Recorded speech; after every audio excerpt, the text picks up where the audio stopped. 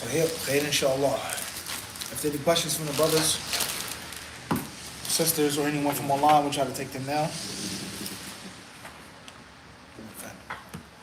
Wait. I have a question, Sheikh. Fadal. What is the process of the celebration for an Aqiqah like? And does it have to be on the same date of the slaughter? Question is regarding what is the process for the Aqiqah, and does it have to be on the same day? The Aqiqah is a means of showing thankfulness to Allah, gratefulness and appreciation to Him for blessing you with that child. It's a means of you giving the child the opportunity for the people to make dua for him or her, make dua for the mother, for the father, so on and so forth. And a part of the child's rites of passage and those spiritual rights that they deserve growing up as a Muslim. Right. Also, it's an opportunity for you to give charity, for you to give gifts, for you to feed the people, which is one of the best actions in Islam. It doesn't have to be on the same day, rather it should be on the 7th day, essentially on the 7th day. The child's name should be given on that day, the sacrifice should be offered on that day. And if you can't do it on the 7th, then afterwards. Whether you go in the multiplication of 7 or not. Okay? So it doesn't have to be on the day, it shouldn't be on the day the child is born. It should be on the 7th, inshallah ta'ala. Obviously, at least one animal, one sheep or goat for a baby girl, and 2 for a boy. The ages of those animals are the same ages for a valid udhiyah. So that would be, obviously, 1 year for sheep. Okay, and obviously, scholars, they differ concerning 6 months to 1 year. The sheep or the goat. So to say 1 year to be safe for sheep and or goat. Wallahu ta'ala a'lam. One question clarification. So I guess, is a feast a part of the Aqiqah? And what I meant is, does that have to be on the same day as you slaughter? The feast, the animal that's slaughtered, you should give a feast from that meat. Yes. Yes. The people should eat from that sacrifice, for sure. And that doesn't have to be on the same day. There's no doubt about that. Allahu a'lam. Wa yakum. AG, Cairo, Egypt. Assalamu alaikum. Muhibbak fillah.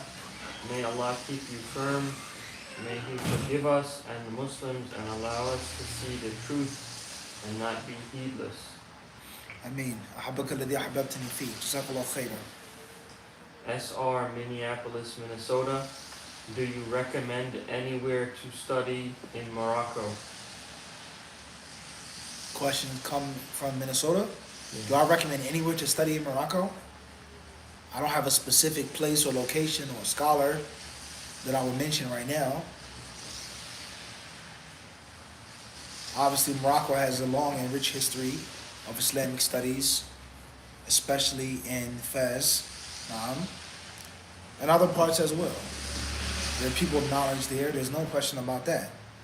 Of course there is. A great deal of Islamic history is in that country, of course. It depends on the person, what you have, what you don't have. You know Arabic already versus not knowing Arabic. You've memorized the Quran versus you haven't. You have a specific method that you're trying to learn and study. Are you strongly based in the foundations of your Aqiqah or not? All of those factors have to be taken in mind if a person says, I want to go to Morocco and study.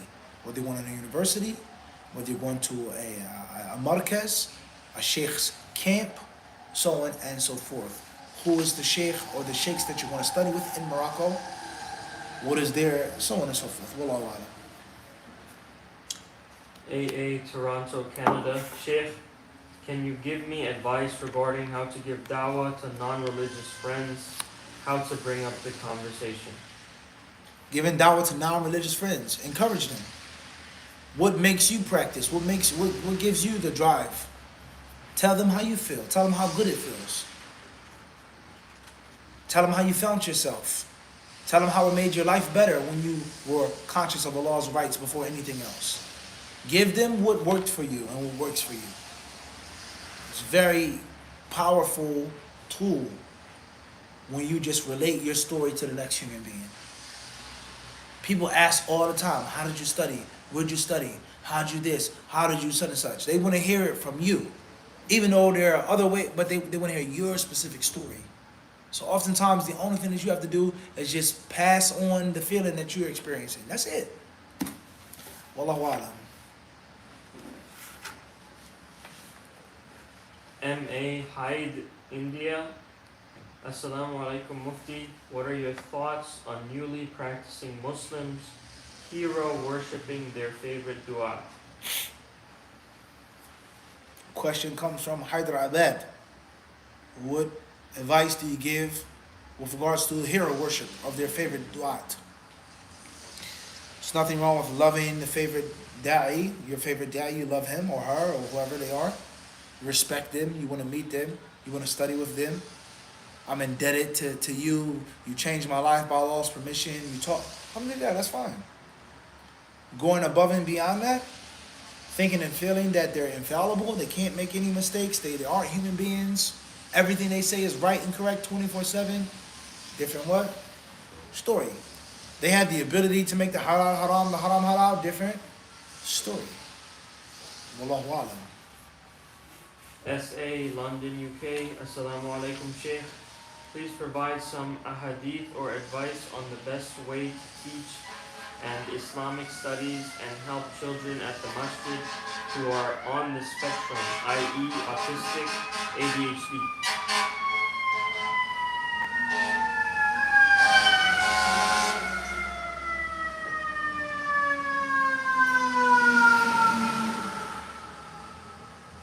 Advice or proofs and evidences, etc., concerning teaching children at the masjid who are on the spectrum or children who suffer from ADHD.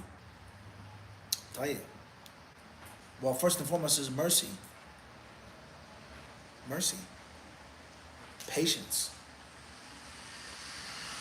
Compassion, sympathy, and empathy.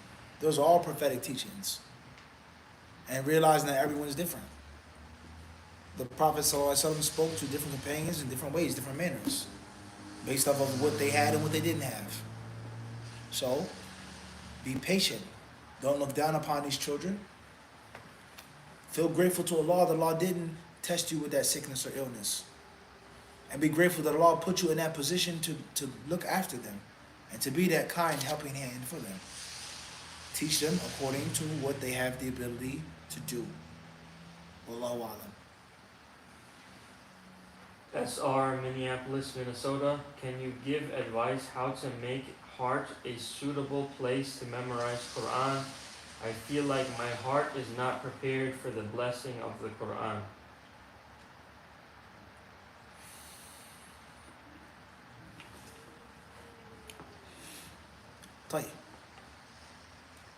With regards to one wanting to memorize the Quran and feeling that the heart isn't ready, make tawbah, make istighfar in abundance, and ask Allah to cure you, to cleanse you, and to purify your heart.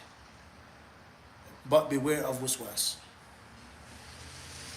Beware of the shaitan causing you to doubt yourself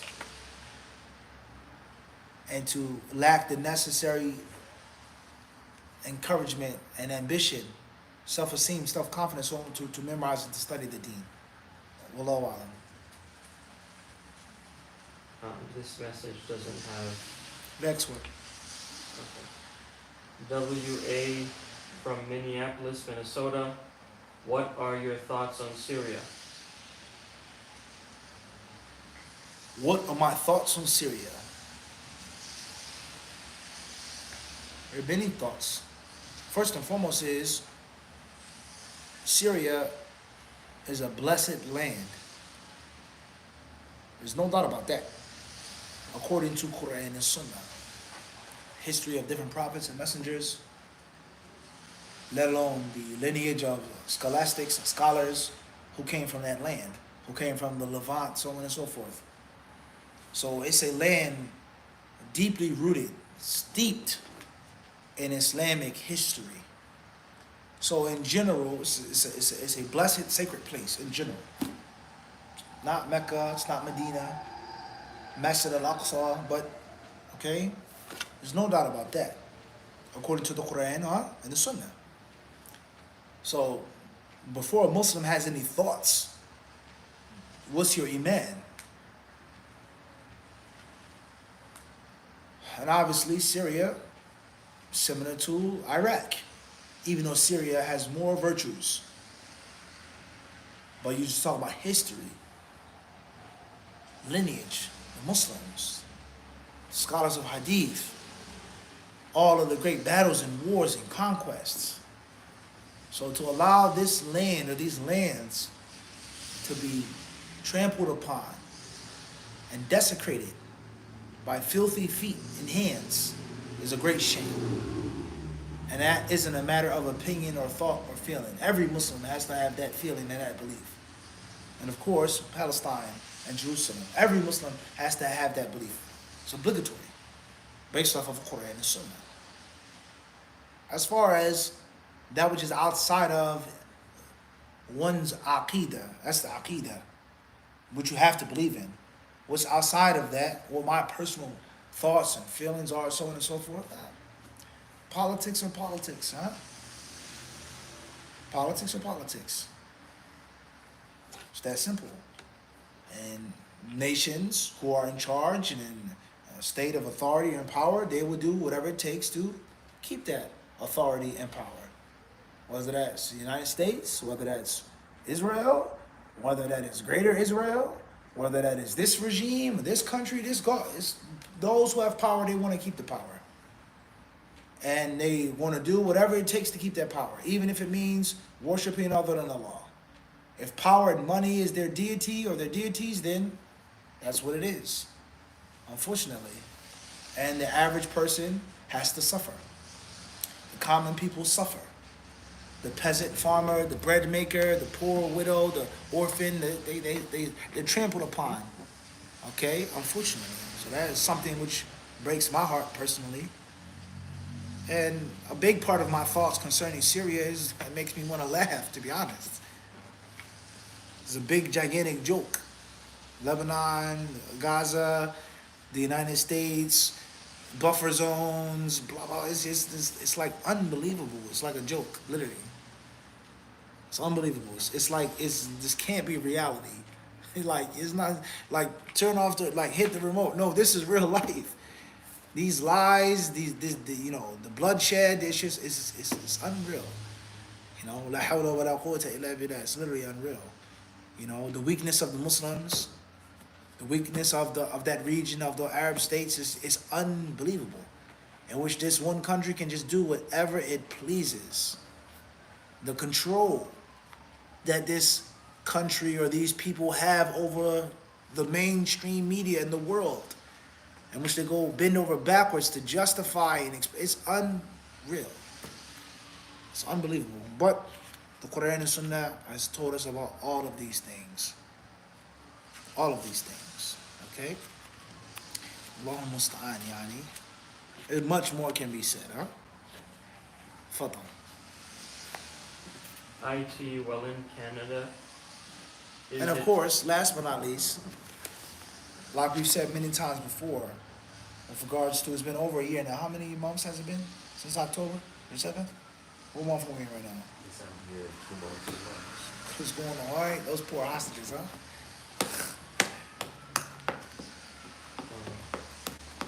Forget the Muslim, Arabs, you know, that's, you know, bomb them, blow them up, they're vermin anyhow. But those hostages, like, it's been over a year. You as the leader of your country, what have you done to bring home your hostages? It's literally a joke, a laughing stock. Anybody in their right mind, in their sincere state of mind, would have made the security of the hostages the what? Number what? 1. Anyhow, at the end of the day, like we said about Gaza, what are we going to say about the Zionists, the Jews, whatever? What are we going to say about them? You guys are racist against Arabs. Okay? How much racism are Arabs shown to non-Arabs? What are we going to say? What are we going to say against the Zionists with regards to Hamas? Hamas, this is when most of the countries are they have brutally suppressed and stomped out everything that Hamas is supposed to stand for. How are we going to support Abu Ubaidah? Talking about jihad and Nasrun wa istishhad, martyrdom or victory, and most countries, if not all, only Allah knows, have clearly wiped out. There is no what? Jihad. And what are we going to say? So with regards to all of those different captives that were in Syria, in those jails, in those prisons, coming out of those holes, saying, did Saddam free us? They didn't even know Saddam was dead. Imagine that. They didn't know children born. Unspoken horrors in those prisons. How are we going to condemn the president and the regime when the neighboring country has a ton of what? Political prisoners. And this Arab country has jails and prisons I've seen with my own two eyes in certain countries underground. What do you want to say? You rip off people's fingernails and toenails, you electrocute them, you choke them, you water, you starve them, so on and so forth. What do you want to say? They said that they would be given a quarter of a piece of bread, and they would have to share the little tiny piece of bread with rats and other animals. That way the rats and the animals wouldn't attack them. Imagine living like that. You have total malnutrition. The calories that you need to function, you're a piece of bread to live on. And you have to share that bread with a rat so the rat won't come and bite you. You and the rat make a deal. How are you going to condemn that when you have political prisoners in your country? A scholar says it's haram, lock them up, throw away the key. A person says your regime is corrupt, lock them up, throw away the key. How are we going to criticize that regime? So this is something that we have to start thinking about. We can't just conveniently pick and choose who's the bad guy.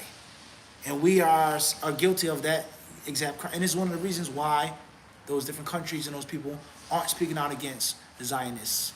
And they aren't speaking out and speaking for the people of Palestine and Gaza because they know the skeletons that they have in their closets. That's why we don't hear anything. We're deafening silence. So it's just a further continuation of all of the chaos and the hypocrisy and the double standards. Allahumma musta'an. May Allah help us all. I don't know what we're going to say to him on the day of judgment. What's going to be our excuse? Only Allah knows.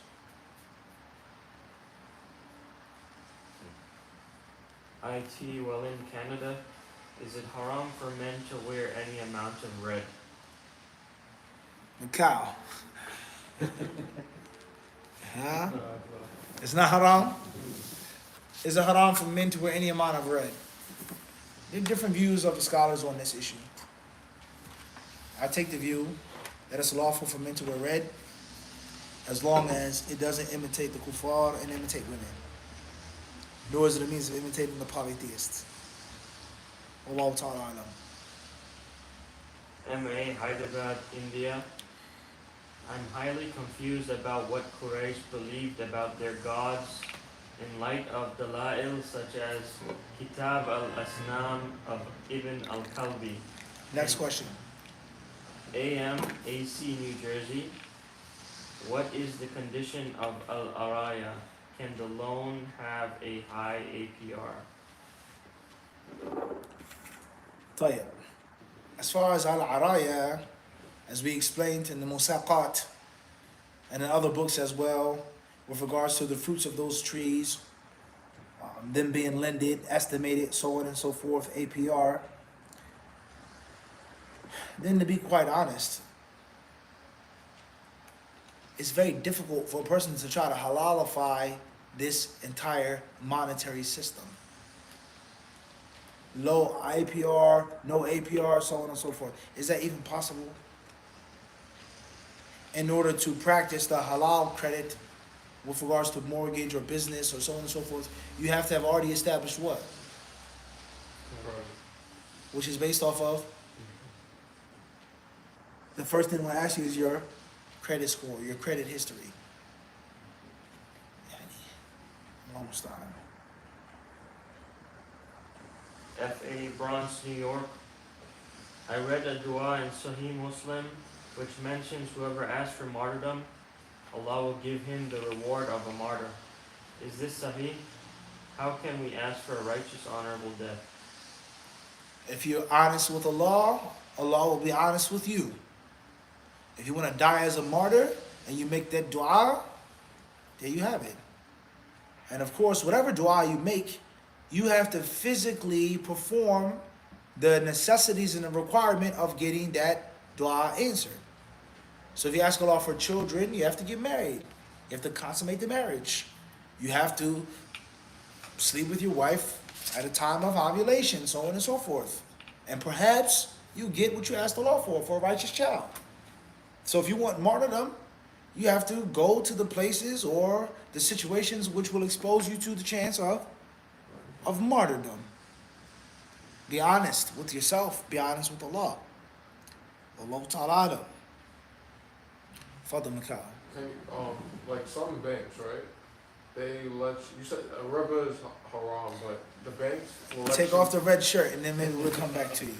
the banks give interest. Like you will make like they'll give you money from you holding. You know what I mean? Like they'll Savings. Yeah, like in the savings they'll give you interest. Is that interest haram? Stay away from it. Don't take it. Don't take it. Nothing more than the money that you worked for and saved. Inshallah. Fadl. AK, St. Louis, Minnesota. Salam Mufti. How should a Muslim wanting to work in logistics go about working for companies that export, import various goods? How can we balance working and not transgressing? Some also deal with terms such as requiring partners to pay their invoice within X days to avoid further charges. In brief, how do we pick our battles wisely in an ever haram world? This will be our last question tonight, Bidnillahi Ta'ala. Question regarding logistics. Trucks or trains, moving things, shipping things, so on and so forth. Planes as well, boats, right? Logistics. The different ins and outs, the fees, the partnerships, etc. Like I just said, a Muslim has to try his or her best to learn the basics. And he must ask when there's something that comes up of the specifics. He must be honest and truthful with himself and with Allah that he wants to do the halal and perform the halal and eat from the halal and avoid the haram. And if he's forced between a rock and a hard place, when push comes to shove, to take the lesser of the two evils. And the Muslim must navigate and pick his or her battles wisely. That's a fact. So here is riba, and here is a prohibition of selling or buying something that I don't own, so on and so forth. Or it's an unlawful product. I can't avoid both in this business that I have no other option or choice but being in. Or this business is most advantageous as a Muslim. I can pray on time, I go to Jummah, I give sadaqah, I wear my beard, I don't have to shake the opposite sex hand, so on and so on and so forth. It's a good job for a Muslim. I can be an entrepreneur, I'm a major funder, I'm a donor to this masjid, to this center, etc. You can't avoid both, so you avoid the riba for sure. As far as in an ideal situation, you avoid both, like boxing. I don't want you to touch me at all. Pugilism, boxing, is the art of hitting and not getting hit. It's just that simple. Hitting your opponent as much as possible and having your opponent hit you as what? Little as possible. But that isn't always possible. So a soft punch, pity pat, this and that, versus a haymaker, a knockout punch. I can't avoid both, so I'll take the softer punch and avoid the heavier punch in a situation which isn't most ideal. So you have to be realistic, you have to be mature in business, being an entrepreneur. You have to be mature, working. The haram is everywhere. You can't avoid everything all the time. So you have to prioritize, yes. And most importantly, as I said, is to be sincere, that you want to avoid the haram. And if and when you're stuck in that situation, Allah knows. But it's not my intention to eat from it and to do it. Now, Allah subhanahu wa ta'ala surely knows best. Alhamdulillah Rabbil Alameen. سبحانك اللهم وبحمدك أشهد أن لا إله إلا أنت أستغفرك وأتوب إليك جزاكم الله خيرا